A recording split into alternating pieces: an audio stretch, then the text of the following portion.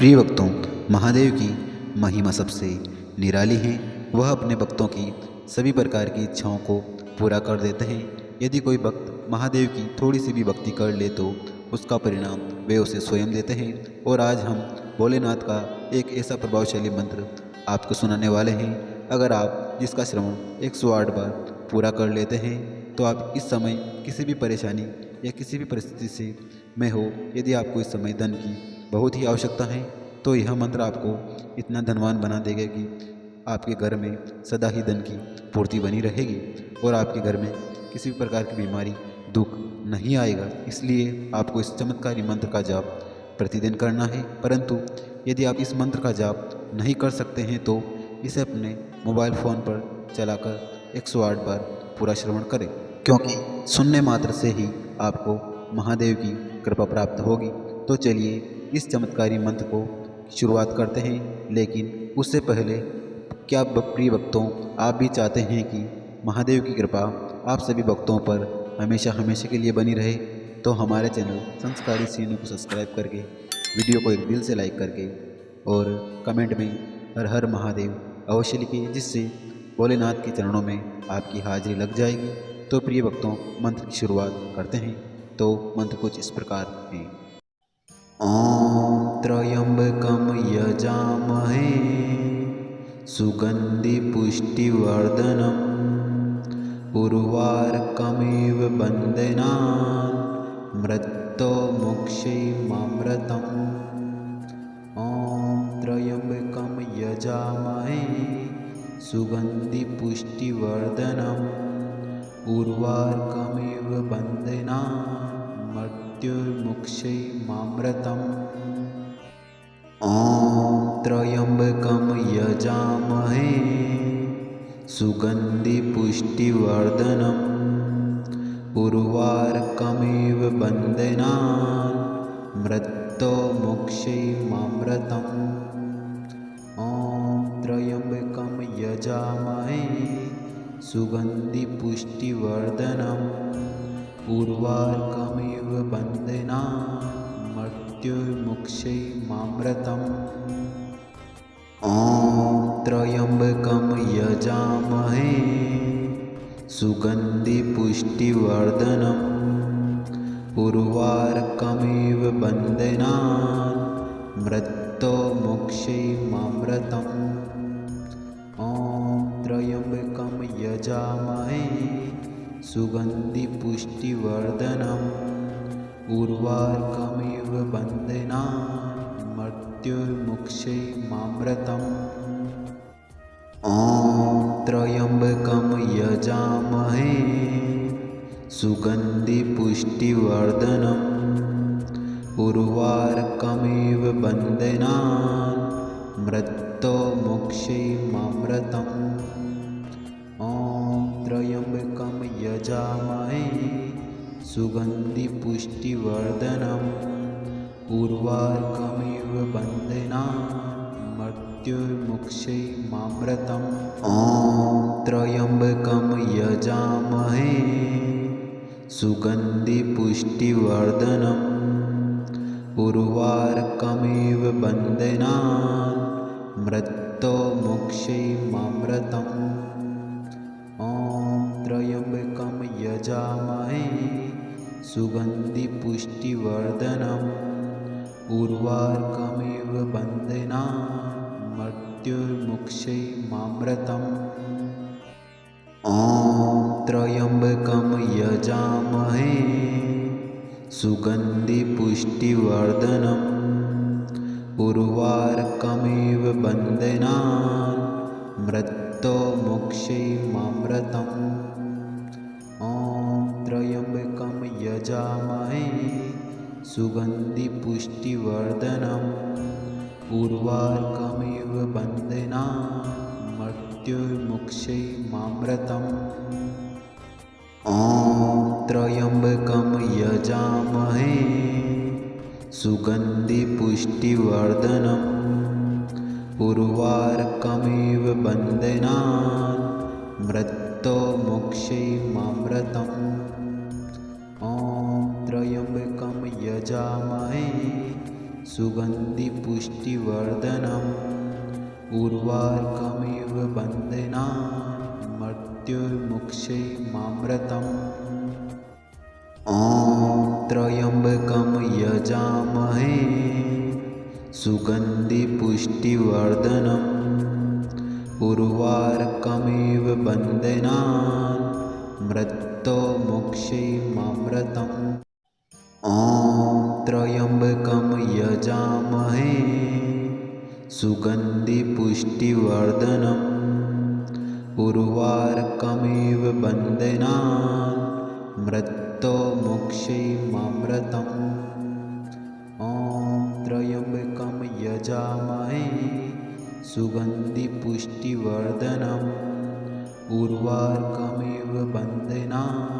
मृत्युर्मुक्षैमामृतम् ॐ त्र्यम्बकं यजामहे सुगन्धिपुष्टिवर्धनम् उर्वारुकमिव बन्धनान् मृत्युर्मुक्षैमामृतम् ॐ त्र्यम्बकं यजामहे सुगन्धिपुष्टिवर्धनम् उर्वारुकमिव बन्धनान् मृत्युर्मुक्षैमामृतम् ॐ त्र्यम्बकं यजामहे सुगन्धिपुष्टिवर्धनम् उर्वारुकमिव बन्धनान् मृत्युर्मुक्षैमामृतम् ॐ त्र्यम्बकं यजामहे सुगन्धिपुष्टिवर्धनम् उर्वारुकमिव बन्धनान् मृत्युर्मुक्षैमामृतम् ॐ त्र्यम्बकं यजामहे सुगन्धिपुष्टिवर्धनम् उर्वारुकमिव बन्धनान् मृत्युर्मुक्षैमामृतम् ॐ त्र्यम्बकं यजामहे सुगन्धिपुष्टिवर्धनम् उर्वारुकमिव बन्धनान्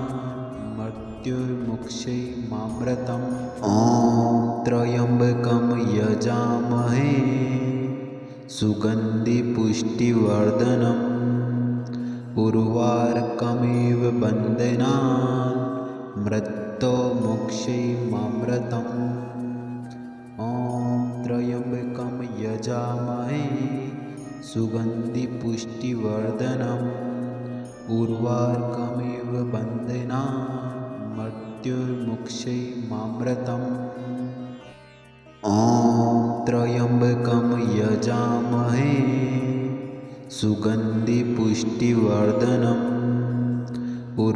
उर्वारुकमिव बन्धनान् मृत्युर्मुक्षैमामृतम् ॐ त्र्यम्बकं यजामहे सुगन्धिपुष्टिवर्धनम् उर्वारुकमिव बन्धनान् मृत्युर्मुक्षैमामृतम् ॐ त्र्यम्बकं यजामहे सुगन्धिपुष्टिवर्धनम् उर्वारुकमिव बन्धनान् मृत्युर्मुक्षैमामृतम् ॐ त्र्यम्बकं यजामहे सुगन्धिपुष्टिवर्धनम् उर्वारुकमिव बन्धनान् मृत्युर्मुक्षैमामृतम् ॐ त्र्यम्बकं यजामहे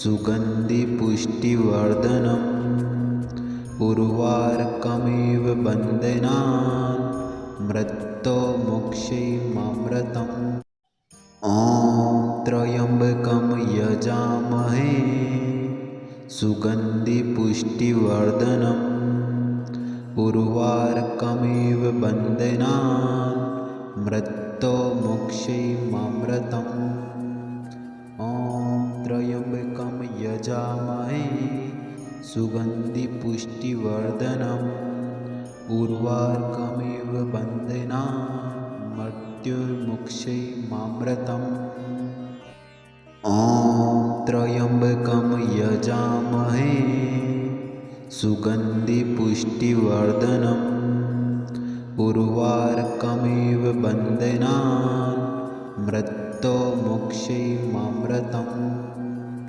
ॐ त्र्यम्बकं यजामहे सुगन्धिपुष्टिवर्धनम् उर्वारुकमिव बन्धनान् मृत्योर्मुक्षैमामृतम् ॐ त्र्यम्बकं यजामहे सुगन्धिपुष्टिवर्धनम् उर्वारुकमिव बन्धनान् मृत्योर्मुक्षैमामृतम् ॐ त्र्यम्बकं यजामहे सुगन्धिपुष्टिवर्धनम् उर्वारुकमिव बन्धनान् मृत्योर्मुक्षैमामृतम् ॐ त्र्यम्बकं यजामहे सुगन्धिपुष्टिवर्धनम् उर्वारुकमिव बन्धनान्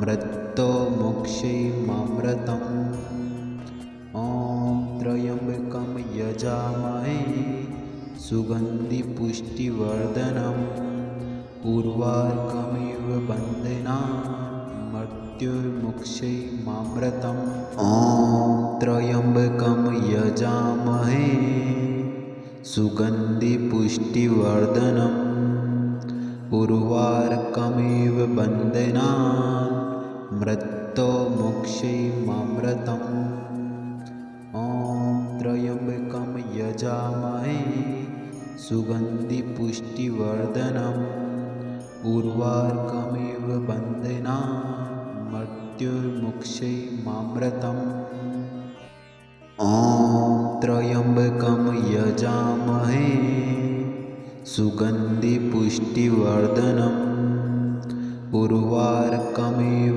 बन्धनान् मृत्योर्मुक्षैमामृतम् ॐ त्र्यम्बकं यजामहे सुगन्धिपुष्टिवर्धनम् उर्वारुकमिव बन्धनान् मृत्योर्मुक्षैमामृतम् ॐ त्र्यम्बकं यजामहे सुगन्धिपुष्टिवर्धनम् उर्वारुकमिव बन्धनान् मृत्योर्मुक्षैमामृतम् ॐ त्र्यम्बकं यजामहे सुगन्धिपुष्टिवर्धनम् उर्वारुकमिव बन्धनान् मृत्योर्मुक्षैमामृतम् ॐ त्र्यम्बकं यजामहे सुगन्धिपुष्टिवर्धनम् उर्वारुकमिव बन्धनान् मृत्योर्मुक्षैमामृतम् ॐ त्र्यम्बकं यजामहे सुगन्धिपुष्टिवर्धनम् उर्वारुकमिव बन्धनान् मृत्योर्मुक्षैमामृतम् ॐ त्र्यम्बकं यजामहे सुगन्धिपुष्टिवर्धनम् उर्वारुकमिव बन्धनान् मृत्योर्मुक्षैमामृतम् ॐ त्र्यम्बकं यजामहे सुगन्धिपुष्टिवर्धनम् उर्वारुकमिव बन्धनान् मृत्योर्मुक्षैमामृतम् ॐ त्र्यम्बकं यजामहे सुगन्धिपुष्टिवर्धनम् उर्वारुकमिव बन्धनान् मृत्योर्मुक्षैमामृतम् ॐ त्र्यम्बकं यजामहे सुगन्धिपुष्टिवर्धनम् उर्वारुकमिव बन्धनान् मृत्योर्मुक्षैमामृतम् ॐ त्र्यम्बकं यजामहे सुगन्धिपुष्टिवर्धनम् उर्वारुकमिव बन्धनान् मृत्योर्मुक्षैमामृतम् ॐ त्र्यम्बकं यजामहे सुगन्धिपुष्टिवर्धनम् उर्वारुकमिव बन्धनान् मृत्योर्मुक्षीयमामृतम् ॐ त्र्यम्बकं यजामहे सुगन्धिपुष्टिवर्धनम् उर्वारुकमिव बन्धनान् मृत्योर्मुक्षीयमामृतम् ॐ त्र्यम्बकं यजामहे सुगन्धिपुष्टिवर्धनम् उर्वारुकमिव बन्धनान् मृत्योर्मुक्षीयमामृतम् ॐ त्र्यम्बकं यजामहे सुगन्धिपुष्टिवर्धनम् उर्वारुकमिव बन्धनान् मृत्योर्मुक्षीयमामृतम् ॐ त्र्यम्बकं यजामहे सुगन्धिपुष्टिवर्धनम् उर्वारुकमिव बन्धनान् मृत्योर्मुक्षीयमामृतम् ॐ त्र्यम्बकं यजामहे सुगन्धिपुष्टिवर्धनम् उर्वारुकमिव बन्धनान् मृत्योर्मुक्षीयमामृतम् ॐ त्र्यम्बकं यजामहे सुगन्धिपुष्टिवर्धनम् उर्वारुकमिव बन्धनान् मृत्योर्मुक्षीयमामृतम् ॐ त्र्यम्बकं यजामहे सुगन्धिपुष्टिवर्धनम् उर्वारुकमिव बन्धनान् मृत्योर्मुक्षीयमामृतम् ॐ त्र्यम्बकं यजामहे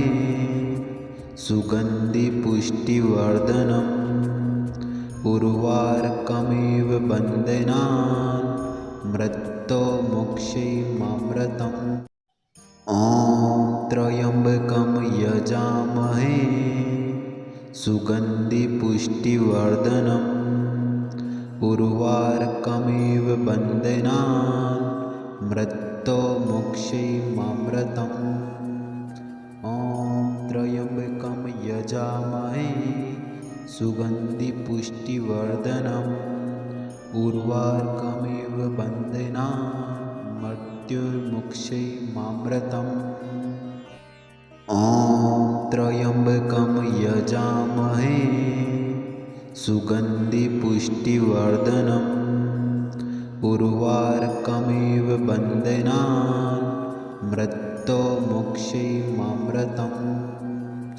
ॐ त्र्यम्बकं यजामहे सुगन्धिपुष्टिवर्धनम् उर्वारुकमिव बन्धनान् मृत्योर्मुक्षीयमामृतम् ॐ त्र्यम्बकं यजामहे सुगन्धिपुष्टिवर्धनम् उर्वारुकमिव बन्धनान् मृत्योर्मुक्षीयमामृतम् ॐ त्र्यम्बकं यजामहे सुगन्धिपुष्टिवर्धनम् उर्वारुकमिव बन्धनान् मृत्योर्मुक्षीयमामृतम् ॐ त्र्यम्बकं यजामहे सुगन्धिपुष्टिवर्धनम् उर्वारुकमिव बन्धनान्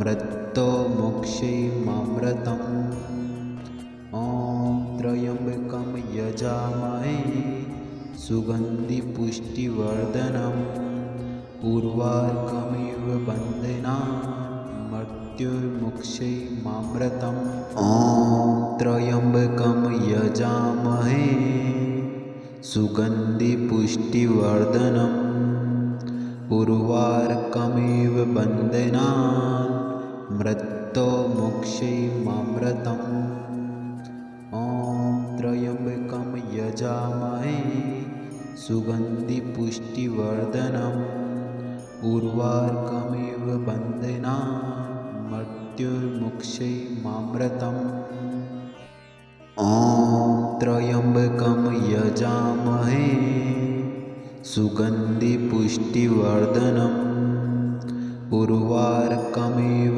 बन्धनान् मृत्योर्मुक्षीयमामृतम् ॐ त्र्यम्बकं यजामहे सुगन्धिपुष्टिवर्धनम् उर्वारुकमिव बन्धनान् मृत्योर्मुक्षीयमामृतम् ॐ त्र्यम्बकं यजामहे सुगन्धिपुष्टिवर्धनम् उर्वारुकमिव बन्धनान् मृत्योर्मुक्षीयमामृतम् ॐ त्र्यम्बकं यजामहे सुगन्धिपुष्टिवर्धनम् उर्वारुकमिव बन्धनान् मृत्योर्मुक्षीयमामृतम् ॐ त्र्यम्बकं यजामहे सुगन्धिपुष्टिवर्धनम् उर्वारुकमिव बन्धनान् मृत्योर्मुक्षीयमामृतम् ॐ त्र्यम्बकं यजामहे सुगन्धिपुष्टिवर्धनम् उर्वारुकमिव बन्धनान् मृत्योर्मुक्षीयमामृतम् ॐ त्र्यम्बकं यजामहे सुगन्धिपुष्टिवर्धनम् उर्वारुकमिव बन्धनान् मृत्योर्मुक्षीयमामृतम् ॐ त्र्यम्बकं यजामहे सुगन्धिपुष्टिवर्धनम् उर्वारुकमिव बन्धनान् मृत्योर्मुक्षीयमामृतम् ॐ त्र्यम्बकं यजामहे सुगन्धिपुष्टिवर्धनम् उर्वारुकमिव बन्धनान् मृत्योर्मुक्षीयमामृतम् ॐ त्र्यम्बकं यजामहे सुगन्धिपुष्टिवर्धनम् उर्वारुकमिव बन्धनान् मृत्योर्मुक्षीयमामृतम् ॐ त्र्यम्बकं यजामहे सुगन्धिपुष्टिवर्धनम् उर्वारुकमिव बन्धनान् मृत्योर्मुक्षीयमामृतम् ॐ त्र्यम्बकं यजामहे सुगन्धिपुष्टिवर्धनम् उर्वारुकमिव बन्धनान् मृत्योर्मुक्षीयमामृतम् ॐ त्र्यम्बकं यजामहे सुगन्धिपुष्टिवर्धनम् उर्वारुकमिव बन्धनान् मृत्योर्मुक्षीयमामृतम् ॐ त्र्यम्बकं यजामहे सुगन्धिपुष्टिवर्धनम् उर्वारुकमिव बन्धनान् मृत्योर्मुक्षीयमामृतम् ॐ त्र्यम्बकं यजामहे सुगन्धिपुष्टिवर्धनम् उर्वारुकमिव बन्धनान् मृत्योर्मुक्षीयमामृतम् ॐ त्र्यम्बकं यजामहे सुगन्धिपुष्टिवर्धनम् उर्वारुकमिव बन्धनान् मृत्योर्मुक्षीयमामृतम् ॐ त्र्यम्बकं यजामहे सुगन्धिपुष्टिवर्धनम् उर्वारुकमिव बन्धनान् मृत्योर्मुक्षीयमामृतम्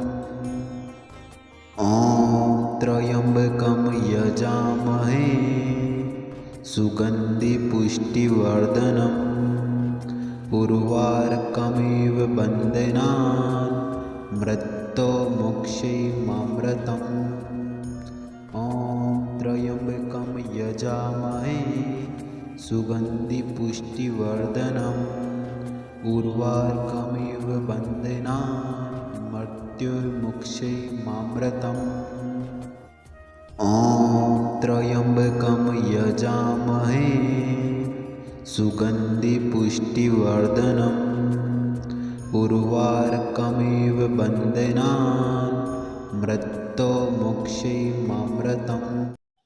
ॐ त्र्यम्बकं यजामहे सुगन्धिपुष्टिवर्धनम् उर्वारुकमिव बन्धनान् मृत्योर्मुक्षीयमामृतम्। ॐ त्र्यम्बकं यजामहे सुगन्धिपुष्टिवर्धनम् उर्वारुकमिव बन्धनान् मृत्योर्मुक्षीयमामृतम्। ॐ त्र्यम्बकं यजामहे सुगन्धिपुष्टिवर्धनम् उर्वारुकमिव बन्धनान् मृत्योर्मुक्षीयमामृतम्। ॐ त्र्यम्बकं यजामहे सुगन्धिपुष्टिवर्धनम् उर्वारुकमिव बन्धनान् मृत्योर्मुक्षीयमामृतम्। ॐ त्र्यम्बकं यजामहे सुगन्धिपुष्टिवर्धनम् उर्वारुकमिव बन्धनान् मृत्योर्मुक्षीयमामृतम्। ॐ त्र्यम्बकं यजामहे सुगन्धिपुष्टिवर्धनम् उर्वारुकमिव बन्धनान् मृत्योर्मुक्षीयमामृतम्। ॐ त्र्यम्बकं यजामहे सुगन्धिपुष्टिवर्धनम् उर्वारुकमिव बन्धनान् मृत्योर्मुक्षीयमामृतम्। ॐ त्र्यम्बकं यजामहे सुगन्धिपुष्टिवर्धनम् उर्वारुकमिव बन्धनान् मृत्योर्मुक्षीयमामृतम्।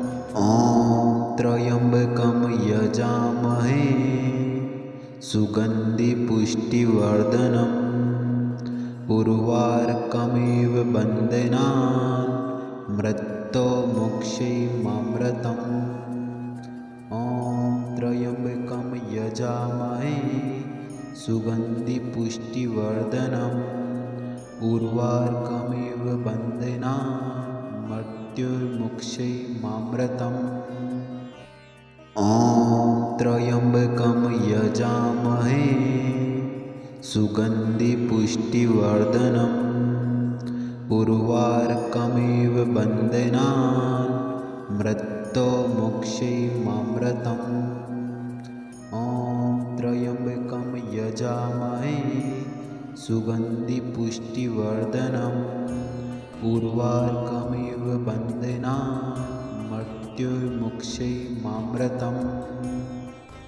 ॐ त्र्यम्बकं यजामहे सुगन्धिपुष्टिवर्धनम् उर्वारुकमिव बन्धनान् मृत्योर्मुक्षीयमामृतम्। ॐ त्र्यम्बकं यजामहे सुगन्धिपुष्टिवर्धनम् उर्वारुकमिव बन्धनान् मृत्योर्मुक्षीयमामृतम्। ॐ त्र्यम्बकं यजामहे सुगन्धिपुष्टिवर्धनम् उर्वारुकमिव बन्धनान् मृत्योर्मुक्षीयमामृतम्।